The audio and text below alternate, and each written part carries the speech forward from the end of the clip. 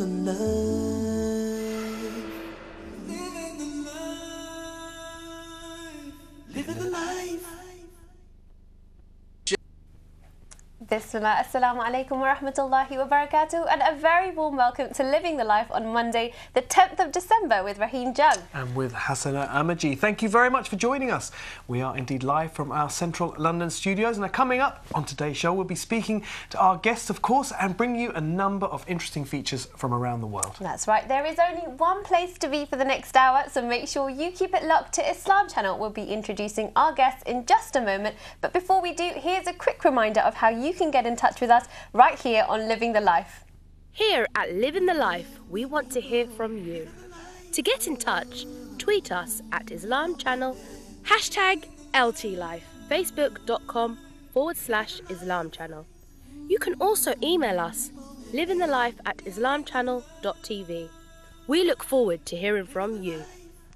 So that's how you can get in touch, and remember, we could be reading your messages live on today's show. So do get emailing, Facebooking and tweeting, but for now, it's time to look into our green room. Yep, that's right. Well, our first guest of the night has been attracting huge crowds here in London with his course called Fiqh of Love, Marriage in Islam. We'll be exploring this topic further with Shaykh Waleed Basyouni. Welcome to the show, Shaykh. Assalamu alaikum. Assalamu alaikum, Shaykh. Wa alaikum assalam wa rahmatullahi wa barakatuh. I heard some very good things about the course. Really looking forward to hearing about that. Inshallah. Good. Now, a little bit later in the show, we're going to be talking about how best to deal with the loss of a loved one. Our second guest of the night has written a book about this subject, so please welcome to the show Sister Hafizah Ismail. Assalamu alaikum, sister. Wa alaikum salam. Thank you very much for joining us. Absolutely. So we have some interesting guests with us tonight. Before they join us, as always, it's time for our story of the day. It's a tricky one, isn't it, today's story of the day? I mean, many of our viewers will have seen, it's been across the news, across the media, in newspapers over the last week or so, those prank calls from the Australian radio station, and the poor woman who took the call, she committed suicide. Yeah, it's tragic, really. What's your thoughts on it, Brother Raheen? I think it's a really difficult one. I mean, I can't imagine living in a world where no one has a sense of humour and where we don't play tricks on people and things like that. And I think there have to be pranks, and there has to be some space for that. With a prank, when does a prank go too far? That's the question, really. I know. But you see, you know, I can imagine they probably didn't imagine they were even going to get through. They didn't. And my question is actually, because I've read a little bit about this, actually there's people above them in the radio station who made the call. Yeah. It was a recorded call, so they, you know, anyone, the producers, the owners of the radio station, they could very easily have said, look, we don't think this is in good taste, and we're not going to air this, but they chose to air it. It's tragic, though, what happened. It is really, I'd also really like sad to know what happened, because my feeling is, and I haven't read anything about this in particular, is the woman who took the call, how was she made to feel afterwards? Because it's a very easy mistake to make. It is, you know, you take the call, absolutely. you just pass it through to the next person. She didn't put it through to the Duchess of Cambridge. Yep. She just put it through to the ward. You know, but what's happened to her? Has she been reprimanded so heavily? Was she made to take all of the slack and all the pressure so that she eventually, you know, that's what I'd like to know. And I think with the media spotlight on it so much, it can't help the situation as well. But we would like to hear your thoughts on this matter as well, isn't it? We would, but look, over the last few days, there has been a lot of talk about the two DJs coming out themselves to give their reactions. Now, they did that earlier today, and here's a quick look at what they had to say to a local Australian network. Unfortunately, I remember that moment very well because I haven't stopped thinking about it since it happened, and I remember my first question was she a mother? When you found out that she was, of two children, how did... I'm very sorry and saddened for the family, and I can't imagine what they'd be going through. Well, because you just couldn't foresee something like that happening from a prank call. You know, it was never meant to go that far. It was meant to be a silly little prank that so many people have done before. This wasn't meant to happen. I mean, we just assumed that with the voices that we put on, you know, we were going to get told off, and that was the gag in us. We couldn't believe that it had worked, absolutely. You didn't expect it to. We thought 100 people before us would have tried the same thing. We just did not see that actually working. But it wasn't, you know, to get something that no one else had. It wasn't about getting... But you are aware you were trying to get a medical condition and medical condition on Royal. But we didn't actually want that. We just wanted to be hung up on. We wanted to be hung up on with our silly voices and play a 20-second segment to air. There is nothing that can make me feel worse than what I feel right now and for what I feel for the family. We are so sorry that this has happened to them. I care more about the family. I want to know that they've got the support that they need and that the public are, you know, being respectful of their privacy. What's important right now is you know, that the family of Jacinta are getting the support and the love that they deserve, and I mean that's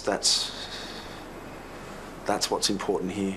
You know, it's nothing more than a tragic turn of events that no one could have predicted, and you know, for the part that we played, we're obviously we're incredibly sorry. If we had any idea that something like this could be even possible to happen, you know, we couldn't see this happening. No, it was meant to be a prank call. I'm quite sorry for them in a way. I mean, it was a silly thing to have done, ever to try try by prank means to get some confidential information, medical information. But I'm sorry for them now. I think they've got something to live with for the rest of their lives. I don't know whether you can hold them entirely responsible, because it just seemed to be such a terrible event that actually happened. So I don't know whether there was something else going on. I really don't know. I mean, I think it was a really stupid thing to do. And but apart from that, I really don't know. It'd be interesting to see what happens. It's obviously very sad, and they are very remorseful for what they did, but they have done something that's caused a terrible consequence. And I think that, you know, whilst they're very sad, at the same time they need to be held accountable for what they've done, and that, you know, something needs to happen, whether or not it be with Australian law or British law, because eventually they may not have killed the lady, but what they've done has caused her death. So I think that, you know, something really needs to be held accountable for that, really. Wow, that definitely puts a different slant on it, doesn't it? Does, when you see yeah. their reaction, and they could never have imagined that was going to happen.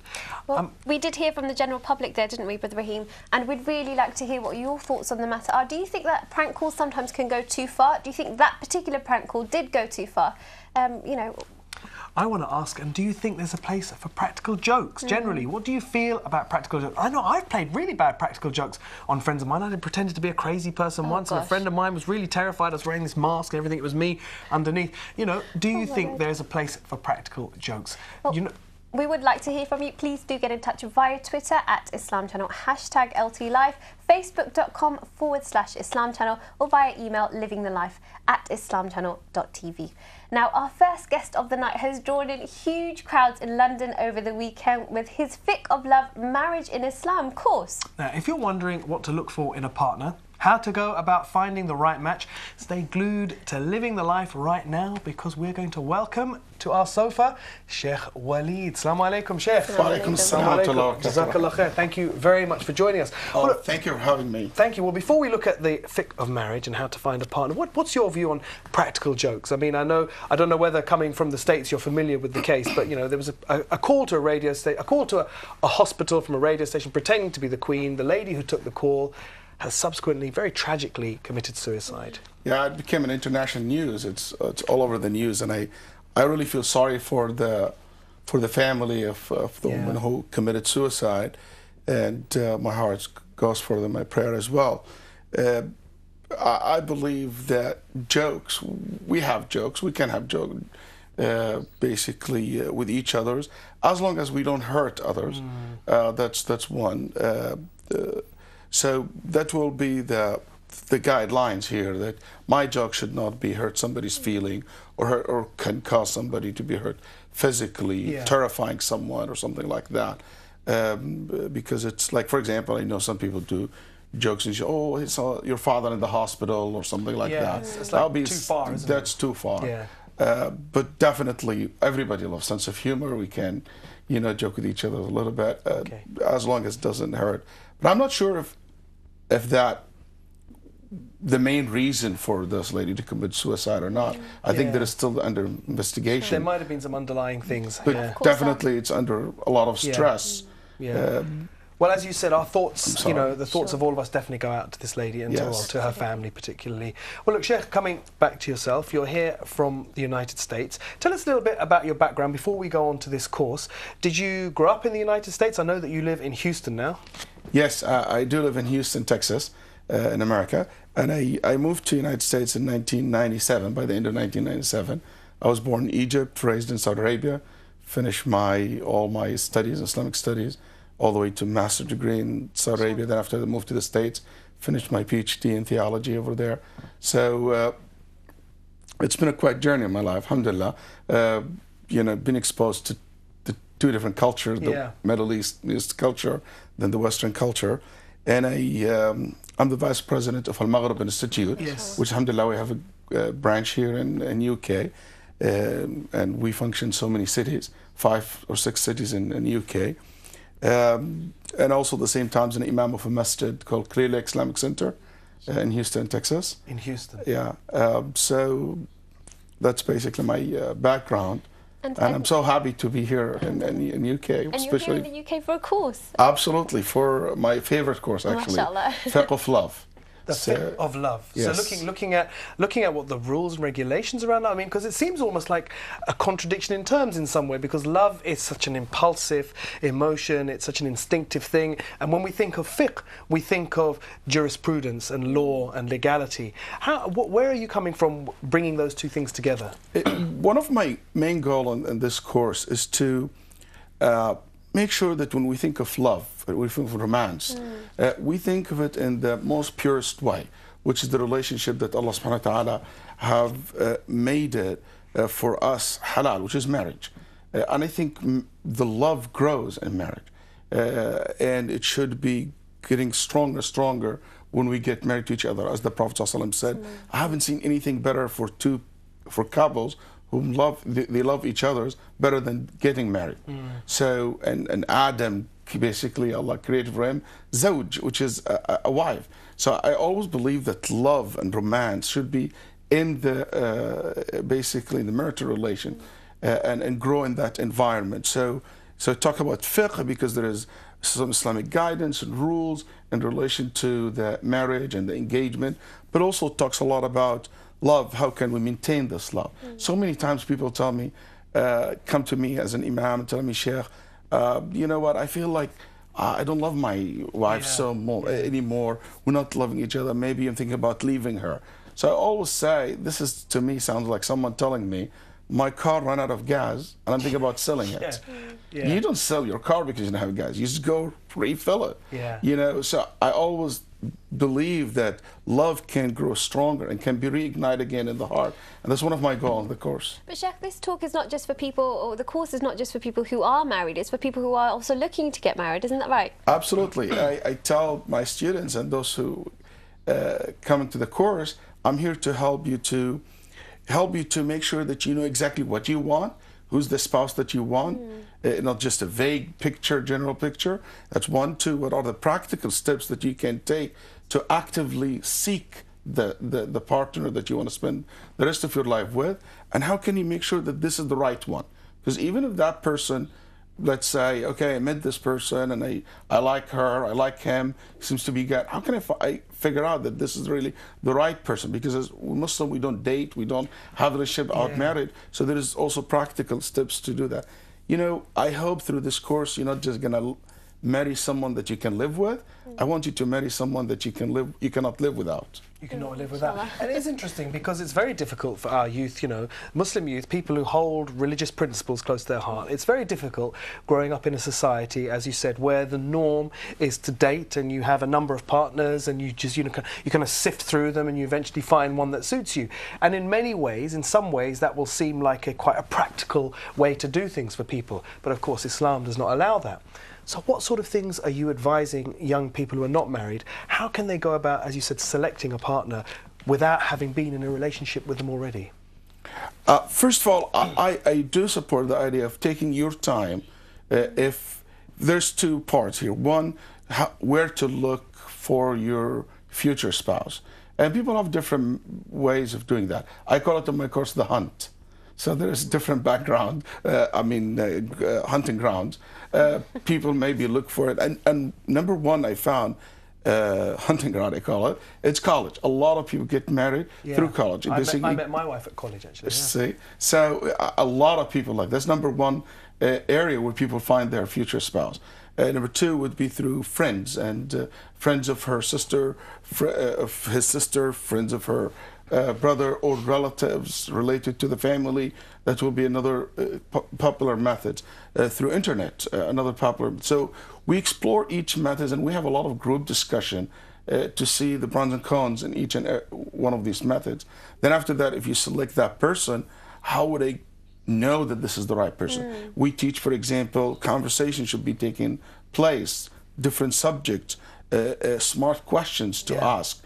So you will figure out through this period of time, which is, we call it engagement in Islam. And then you have the contract period, which is another period of time without consummating the marriage, to get to know the person even much closer. And I always advise the youth, don't just rush into the marriage. Take your time. There's something called engagement, where she's here basically, there is a promise, there is a serious steps we're taking towards marriage. I always advise the parents to give the space, let them make sure that this is enough time, that this is really the right person. There is a high rate of divorce in our community. There is, unfortunately. Well, look, and the reason because of the choice is rush into it. He didn't know the girl, she didn't know the guy. They need to know each other. I mean, I've seen a lot more of that recently, this concept of engagement period where people get to know each other before they make their ultimate commitment. Sheikh, we're going to come back and talk to you a little bit more in a moment. Especially, I want to hear about keeping the marriage fresh. You see, I've been married quite a long time now, so might need some advice on that. Well, look, moving to something else to do with education. It's estimated that over 400,000 people are illiterate within the province of Basra in Iraq. Now, this makes it very difficult for many people to find jobs in that area. Well, a new initiative, though, is looking to make those changes there. In an attempt to eradicate illiteracy in Iraq, a brand new national campaign aimed at all age groups is offering free reading and writing courses. A total of 67 adult learning centers have been opened in the province so far. The number is expected to be increased to 350 to 400 centers in the future. Basra's General Directorate of Education has opened 67 male and female learning centers, attended so far by 5,000 people. Learning centers have been opened in various parts of Basra, from the north to the south, including the districts of Four, Abu al-Khasib, Al-Medina, Kurna, and Al-Zubair. He added that there are no reliable, up-to-date statistics on illiteracy rates in Iraq. The last census in Iraq took place in 1997. Therefore, all statistics available are based on data more than a decade old. However, a more recent survey carried out by the Basra Education Department put the number of illiterate people in the province at 429,171. Faroon stressed that it is never too late to learn how to read and write. The people targeted by the literacy campaign are those aged 15 and above. There is no upper age limit, and this means that even those who are 80 or 90 years old can join the program, because all people have the right to education. Upon completion of the program, students receive a certificate equivalent to grade 4 of formal education. There are many incentives for those taking these courses. Illiterate members of the armed forces have to join the program and get the certificate or lose their jobs. Literate farmers will be entitled to government loans and grants, and skilled workers who can read and write will have the chance to get a job in government offices. A comprehensive campaign to eradicate illiteracy during the 1970s and 1980s helped to increase literacy rates considerably. But many education programs came to a halt with the outbreak of the Iran-Iraq War in 1980. This is now seen by many as a fresh approach to a vital cause. Literacy student Hamdan Amir said the literacy program was a blessing for those who did not learn to read and write as children. We do not know how to read and write. We were deprived of schools, and now we see literacy centres as a blessing for us. We started to learn how to read and write. We were unable to read signs we saw in the street. Our children asked us for help with their homework, but we could not read and write. It was very hard. Whilst this campaign is a step in the right direction, it needs to ensure that it reaches out to everyone concerned. Wow. A great initiative there, isn't it? And as one of the brothers there said, it's such a blessing isn't it? It is. I think the thing about illiteracy, we don't realise that as well as not being able to read and write, it's connected with so many other poor life chances. You know, you're more likely to have health problems and you're more likely to be very poor and you're more likely to have all sorts of difficulties. Yeah. Sheikh, very quickly, before we go to our break, how important is this concept of literacy, of education within Islam? We are the nation of Iqra, first verse, first command. I was very inspired actually to see older women, older men coming and not feeling shy to go to study and to learn and to know how to read and write. That's very inspiring. I'm very happy, and I hope to see more programs like that. Inshallah. Well, thank you very much. Well, look, it's time for the first break of the evening. Don't go anywhere. We've got plenty more to come on today's Living the Life. Yep, after the break, we have a great YouTube clip and a whole lot more, so see you in just a few minutes, inshallah.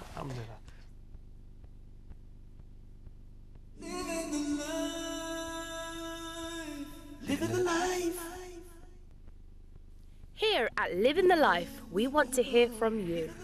To get in touch, tweet us at Islam Channel, #LTLife, facebook.com/Islam Channel. You can also email us, livingthelife@islamchannel.tv.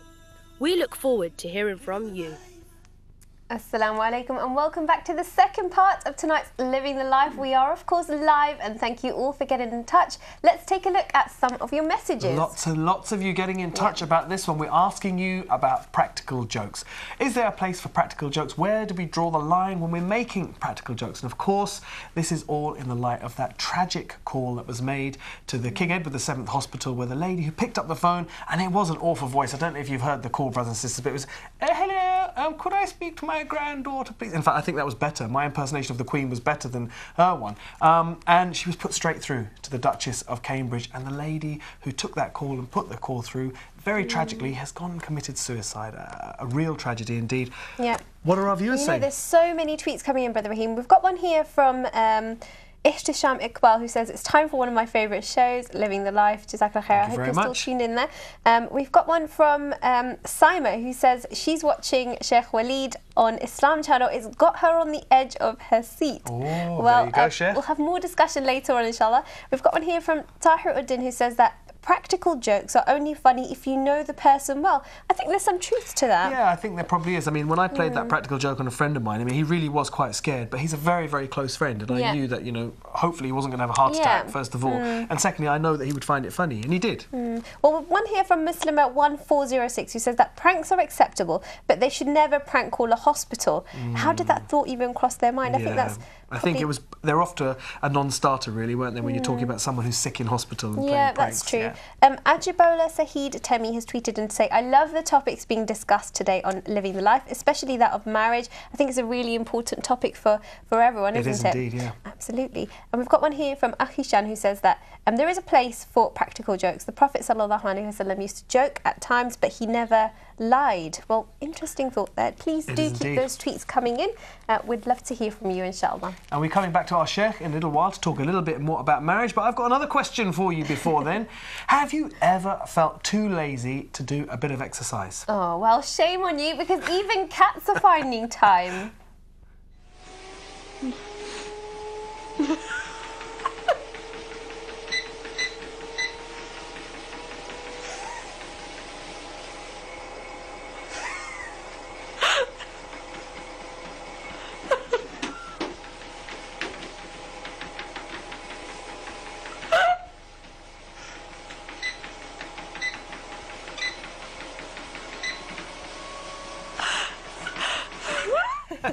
That's hilarious. You could hear the person laughing in the background as it was getting faster and faster. They look like they're having fun as well, don't they? I think they're enjoying it. I don't see. I have seen people walking their dogs. You know, really lazy people. On the treadmill. They buy a treadmill and the dog just while the person sits there watching TV, munching crisps. This is two cats as well, which is an interesting thing. Maybe I thought it was very interesting. Now I wanted to ask. You know, when it comes to extreme sports, you know we've covered quite a few extreme sports on Living the Life. Well, we've got a new extreme sport, and this is snowmobile racing in Austria. This is something, now I've seen all sorts. We've had, I mean, the other day, I mean, if you look at this is now racing around a track on these snowmobiles, and there's some fantastic names here that we're going to have to get right. First of all, in the streets of Saalbach Hinterglemm in Austria, they were turned into a snowy racetrack last Saturday for the so-called Battle of the Champions snowmobile race. Exciting stuff. Now, teams comprising of 3 drivers shared a vehicle, and it led to some quick turnarounds and a few tumbles along the way, but they look like they're having lots of fun there. They do. Now, you ready for these names? The Ebner Events Logistics team dominated, resulting in winners for Matthias Walkener, Christian Ritter and Marcel Wienbuch. And in second place, just 27 seconds behind, we had Michael Stauffer, Joseph Hausneser and Hans-Georg Hirschbichler? Hans-George Hirschbichler. Oh, there we go. That's Third the place right went to Adam Braga, Johan Littner and Andreas Lichtbichner of Gostel Racing Team. I like the accent there, by the way. Well, I tell you what, we have had some fantastic extreme sports. We have indeed. We have indeed on Living the Life. And you know what? Naeem is always saying he doesn't fancy that. I'm really into extreme sports. Really? I want to do. There's a thing. Have you ever seen called the Birdmen? No. Oh, you have to look this up on YouTube. The Birdmen. They jump off cliffs and then they just fly. They literally fly like birds. Yeah. Okay, well, interesting stuff. I definitely will check that out. Now, on to a more serious note. Losing our loved ones can be a truly devastating time for all involved, and even more so when mothers lose their own children. Absolutely. Well, with us tonight is a woman who's explored this subject extensively. So please give a warm welcome to Hafizah Ismail. Assalamu alaikum, Sister Hafizah. A very tricky subject indeed. I mean, if we can start by asking, what was it that got you first involved in such a delicate area? Well, in April 2011, my beloved 2-year-old nephew Ismail was diagnosed with leukemia and died a short while later. A very sad time for the family. And I realised very shortly after that really there was no organisation where parents could actually go and seek specific advice, you know, from an Islamic perspective on bereavement issues, on grief, loss, bereavement issues. And I don't think it was a coincidence, but mashallah, I met a number of Muslim parents who had also experienced the same thing. Yeah. And I read a number of books and I thought, there isn't anything. So therefore, alhamdulillah, I think it's time somebody started a group or it's just support page, inshallah, to help these parents out. And the organisation's called Children of Jannah. That's right, Children of Jannah. And it started about a year ago, is that right? Yes, yes, alhamdulillah, yes. And you make an interesting point, you know, it was your nephew, and I think that sometimes the extended family can be forgotten sometimes because the death of a child in a family affects everybody, the grandparents, uncles, aunties, brothers, sisters, cousins, everybody feels it so acutely. Yes, absolutely. All of the family felt it then, and it was extremely difficult for all of us as well. And I think different people cope with it in different ways as well, in terms of, you know, the support that the mother might need, the support that the father might need, and also, like you said, we mustn't ignore the grandparents and the children, because children do grieve. Of course. Yeah. So you realise that there seemed to be a lack of provision of this service within the Muslim community. Where did you go to at the start, looking for advice on how to set up support and help? I mean, did you find that within the wider community there was a lot of bereavement and grief services available? Well, there are a number of child bereavement organisations that already exist in the UK. None of them are actually catering specifically for Muslims. And even now, alhamdulillah, we're working with some of the leading UK child bereavement organisations, and they too themselves feel that they're not quite meeting the needs of Muslim parents, and therefore, alhamdulillah, now we're collaborating with them and working together. What I did was I basically purchased every book that I could get hold of on Amazon, because it just became a really fascinating subject for me. First of all, primarily to support myself, to support my family, my sister, and also the bereaved parents that were approaching me as well. And then, alhamdulillah, that's when I started my research and I authored my book, Sorrow to Serenity. Okay. Shaykh, this is a very, very, a serious topic, and it's something which probably affects quite a lot of the Muslim community. What's your thoughts on this? First of all, I'd like to thank Sister Hafizah and and her husband. They've been doing a tremendous amount of work and really a role model of this area, and encourage other people to follow their footsteps as well. No doubt the Prophet ﷺ said that Allah will be there for you if you are there for people. So when you help people, Allah will help you. And the support that we should offer to our neighbors, to the community, like Muslim and non-Muslim as well, it should be not only financial support and material support, but also the emotional support, which is maybe even more important than that.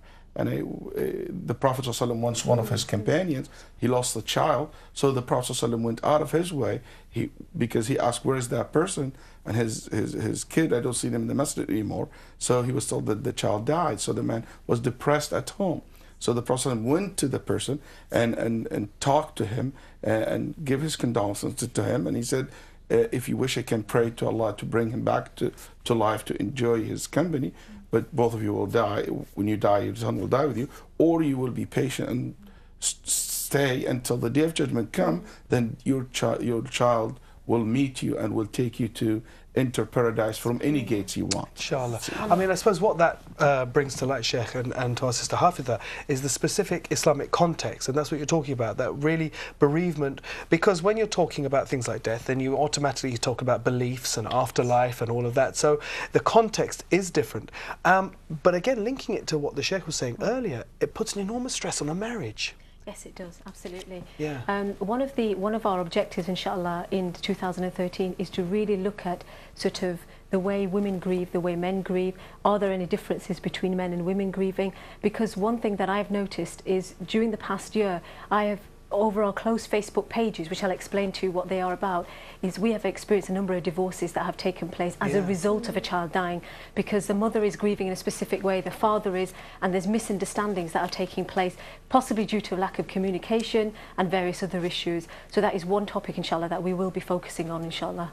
So what sort of activities have you found have been helpful to families that you're dealing with, people who've gone through this immensely difficult, so I mean, people say, you know, in passing, it's the most difficult thing that can happen to you, really, isn't it? It's the biggest test that one can face. Yes. What sort of things have you found helpful when dealing with the Muslim community? One of the most important thing is the belief in Jannah, and which is why we actually chose the name Children of Jannah, because it's a name that gives hope, it's a name that gives something to live for where the children are. And one of the most beautiful things is because it's not really something that you tend to think about. You may have children, but no parent expects their child to die before them. No. Even though there's a belief in Qadr, you don't really expect your child to die before you. So what Jannah does, the focus on Jannah, is that that's where my child is. And not only is my child in Jannah, but he's being looked after by the best. And that's Ibrahim alayhi salam and his wife. Yes. And there's so many descriptions of Jannah and where these children are that gives real hope and real benefit to our parents. And for many parents, they just didn't know that. So that's one thing, just really emphasising where their children are. Secondly, it's the permission to be human. It's all very well. What we found from our research and from what parents have said to us is that many times the words "be patient" will be uttered by somebody else that with good intention, but they don't really understand. Exactly, exactly. So they're trying to help the bereaved parent, but what's happening is that by somebody saying to you straight away, "Be patient," it's almost giving them not the opportunity it's almost to undermining, grieve. isn't it? Absolutely. That's something you actually covered in your book, and the book is called Sorrow to Serenity. It's a fantastic title. I love the title, Sorrow to Serenity. And one of the exercises that you encourage parents to do is actually to write a letter to their lost child. Is that right? That's right. Yes, that's my favourite chapter in there. Yes, that's right. It's a chapter that I feel that many parents, mashallah, have benefited from. We've received an overwhelming responses from testimonials via emails, via Facebook page on really that chapter, because what that's doing is that it's placing their child somewhere.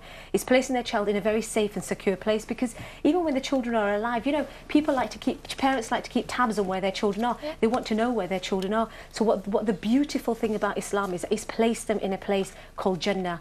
And by writing a letter, you know, journal therapy, it's giving them an opportunity to write to their child, as well as the child writing back to them saying, "Mum, Dad, I'm okay, I'm in a safe place, I'm doing all these wonderful things, I'm, you know, sort of jumping from these trees, I'm doing all this crazy stuff, mashallah," and it's really helpful to the parent. I mean, you didn't have, correct me if I'm wrong, you didn't have a professional background in psychology or counselling or grief work before this, did you? No, my background is, I work as an education consultant, which means working with head teachers, basically maximising the potential and the ability with students and teachers, which is something, mashallah, I love. I also work as a life coach, so I think with those skills, as well as naturally trying to bring the best out in people in terms of working with education as a teacher, I think that's helped me with the work that I'm doing within Children of Jannah. Now, going back to this topic that we're discussing about writing to the child, I mean, I can understand it would probably be quite an emotional experience for many parents. Can it at times become overwhelming?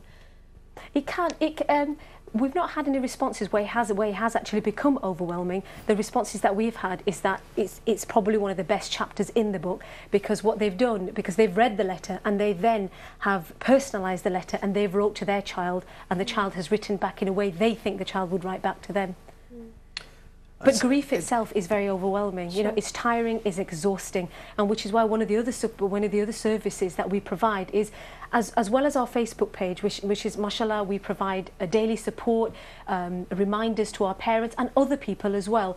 We have closed Facebook groups, and what that does is that we have a mother's page and a father's page, and the beautiful thing about that is it allows the parents to share their story, because grief itself is very isolating, and so therefore to be given an opportunity of just somebody asking the words, what's happened? Because many times we don't do that to grievers, you see, like, what's happened? And from research, that's the biggest question that the grievers want us to ask. I think people feel awkward, don't they? They don't want, they think they're bringing up the subject again, they don't want to touch on it. Well, look, we're going to come back and talk to you and, of course, to the Sheikh in a little while. Want to hear from both of you some more about your relative subjects, but we're going to move on to something completely different for a moment. We are. Now, the traditional and most common styles of ovens are, of course, electric, but a restaurant in Chile is doing things very differently. That's right. They're using a form of energy that is natural and also totally free of cost. In a hot and dry village in Chile, one local restaurant's disposition is very sunny indeed. The sun's rays are hard at work here at Delicias del Sol restaurant, cooking up delectable dishes in the eatery's 20 solar ovens that can reach temperatures of up to 180 degrees. The ovens were originally introduced to the village as a trial project from the University of Chile to see if they could get people to use solar energy at home. When word got out that a novel way of cooking was taking place in the village, curious tourists started dropping by to taste the sun-cooked funfare. The original project wasn't to start a restaurant. The project that came from the University of Chile was for people to use solar ovens in their own homes. However, that same dream, combined with the entrepreneurship of those involved, inspired us to show people what we were doing at home on a daily basis, cooking with solar energy. We wanted to show tourists what can really be done with a solar oven, saving energy, protecting the environment, preventing deforestation.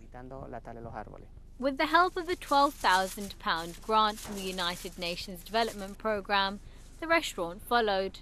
This energy-efficient success is particularly well suited to the aptly named Villicesa or Dry Town community. They receive approximately 310 days of sunshine a year. On top of that, firewood for wood-burning ovens is notably scarce in the arid region of Chile, and fuel is increasingly more expensive, making the sun-powered ovens even more attractive to locals looking to save on fuel costs. Where we are living, things cost a lot. Fuel is very expensive, and this solar energy is free. We have the sun year-round, so it's viable for the long run. Tourists now come from around the world to try the eco-friendly sun-baked concoctions, such as stew, roasted meat, fresh bread, and even cake for dessert. Very interesting cooking, I would say, with the solar panel. I never saw it before, so that's really interesting, and the food is just great, like in the oven. Judging by its satisfied guests, it looks like the sun will be this restaurant's star employee for years to come. What a great concept. I was reading an article about this the other day, and the chap was saying that there's enough solar energy to power almost everything we need. We just have to get ourselves round to doing it. I phoned a solar energy company recently and asked them to do an assessment, and basically, you know what they told me? What? My house is too miserable. It doesn't get enough sun. They said it's too. It doesn't face the right direction. It's too gloomy, and they said no chance. I mean, you live in London. Yeah, well, I live in London. Well, Sheikh, you're from Houston. I mean, there must be a big thing on solar energy over there. I mean, I know the Americans are not top when it comes to renewables, but I mean, you've got sun all year round in Houston. It is very sunny in Houston, in Texas in general, but as you said, it's in America. It's not yet that. Now there's a lot of awareness about using basically solars and things. Yeah. Actually, we look into that as a model for our masjid, because our masjid is friendly to the environment, and that's something we're committed to. It's very expensive. It's not yet cost-wise. It's kind of challenging. Yeah. But I just want to share something very quickly. I have one member of my community.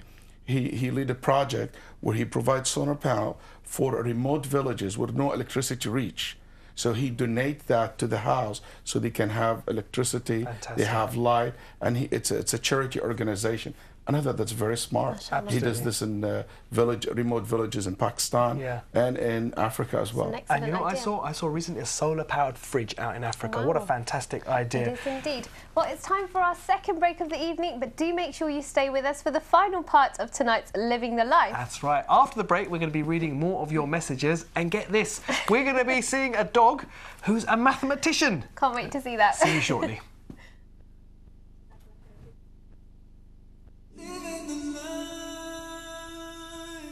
Living the life. Here at Living the Life, we want to hear from you. To get in touch, tweet us at Islam Channel, #LTLife, facebook.com/Islam Channel. You can also email us, livingthelife@islamchannel.tv. We look forward to hearing from you. Assalamu alaikum and welcome back to the final part of tonight's Living the Life. We are of course live and thank you all for getting in touch. Let's take a look at what you've been saying. We were asking you your views on practical joking in light of the tragic story of the receptionist or nurse. I'm not sure if she's a nurse or receptionist, but she took the prank call from Australia, and sadly she's committed suicide. So we want to hear, do we think there's a place for practical jokes, and where do we draw the line? When does a practical joke go too far? We've got one here from Lammy Adams who says it's not advisable to joke to the extent of scarring someone because people are very fragile and it can lead to a catastrophe. As we've seen here, yeah, absolutely. We've got one here from Ruqayya Yusuf who says there should be a limit to jokes. It should be limited to families and friends, and she's tweeting all the way from Nigeria. Jazakallah khair for that. That's a popular opinion, isn't it? A lot of people have been coming out and saying, you know, you can do practical jokes, but it's got to be people who are close to you so that they don't take offence and they know that it's a joke. And they know you as a character as well. So they trust you, I suppose. Yeah. That's right. It's an important thing. We've got one here from Khan Daf97 who says Islam doesn't stop laughter and isn't gloomy. Sense of humour is often a saving grace, and Nu'aymin ibn Amr radiallahu anhu was a joker. There you go. Interesting. I think we've got one asking the Sheikh about his courses, haven't we? We do. We've got one here from Simon who says, when is the Sheikh going to do fiqh of love in Scotland? Sheikh, any plans to take your marriage courses to Scotland? I would love to. Yeah, you know, I'm sure it sounds like the people in Scotland are looking forward to it. I mean, coming back to you, Sheikh, very quickly, we asked earlier if you could give us some tips. You know, someone like myself who's been married for a very long time, how do we keep the marriage fresh? I think there is these little small things that you invest in the relationship between you and your spouse can always be very helpful in the future. It's like, let's say it's like a safety deposit. The more you deposit small little things, act of kindness, care, you can always use it later on when the things goes down. I know one brother who, he said, I had a problem with my wife. You know, we got into a fight. She was mad at me. So what he did, he went and he got something. Basically, he saved a chopsticks and he gave it to her. When she saw her, she started the chopsticks, she cried and she hugged him. What was the chopsticks? This is the chopsticks that he used to teach her how to eat with chopsticks when they first met years ago. So it's reminded him. So what I'm trying to say here, one thing to keep your marriage fresh, these little acts of kindness, don't underestimate them. That's why Allah said, you're like a garment made of thousands of threads. So the threads, that's what make the marriage. So that's one thing. And always express your love verbally and through actions. Yes, thank you very much. That's fantastic advice. Yes, well, look, moving on, as we said before the break, to something completely different today, there is this amazing, and I'm telling you, this is an amazing feature that we're covering from China. It's a smart dog. Now, we had some smart dogs on the... I think smart doesn't cover it. The word smart doesn't quite cover it. We had a dog that could drive from New Zealand last week. Well, this dog can do all sorts of maths, and I'm talking about serious maths. He's an intelligent dog. His name is Tudo, which means potato, living in the Xingxing city of Jiangsu. And he's able to add, subtract, multiply and divide, even though, of course, as he's a dog, he doesn't have any professional training, does he? No professional training. He's able to show off all of his talents. He can do lots of things. He can even add up things like 3.44 plus 3.56, and he manages to do the decimals and to bark the right answer out. And get this, Brother Rahim, a cameraman asked him to memorise his number, and he managed to say one of the digits of the number at the correct time. He barked 7 times for the number 7 in the cameraman's number. It's incredible. Well, you know, he can count, he can do all sorts of things, he can remember digits, and in fact, I think we're going to hear him about now.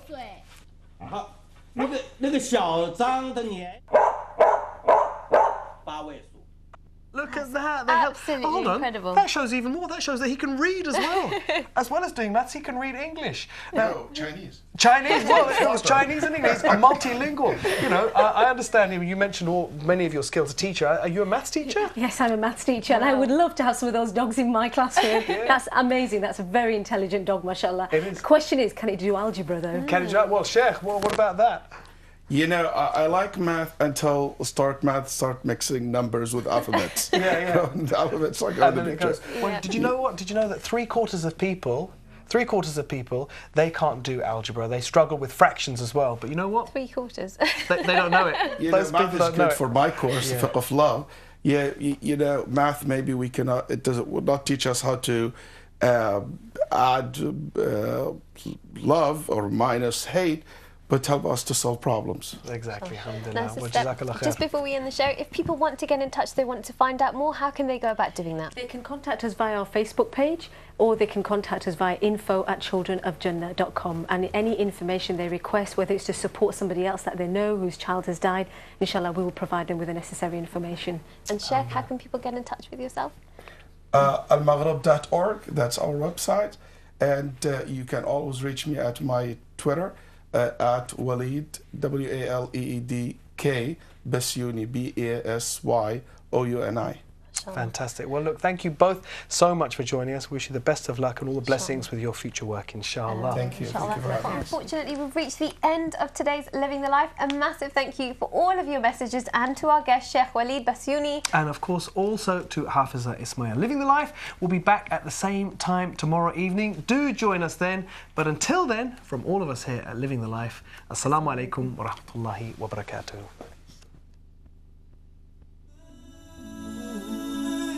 Living the life. People living the life. Living the life.